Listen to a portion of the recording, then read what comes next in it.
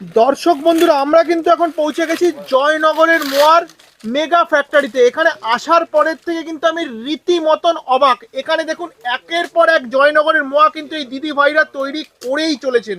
দেখুন শুধু একবার লক্ষ্য করুন, মোয়া তৈরির পদ্ধতিটা লক্ষ্য করুন। এপাশে মোয়া তৈরি করে দাদা দিয়ে দিদি ভাইরা দিয়ে দিচ্ছেন ঝুড়ির মধ্যে।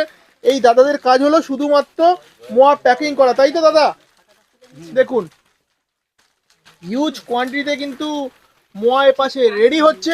আবার এই পাশটায় যদি চলে যাই, এই দাদার কাজ হচ্ছে শুধুমাত্র খোয়া ক্ষীর উপর দিয়ে দিয়ে দেওয়া, তাই তো দাদা?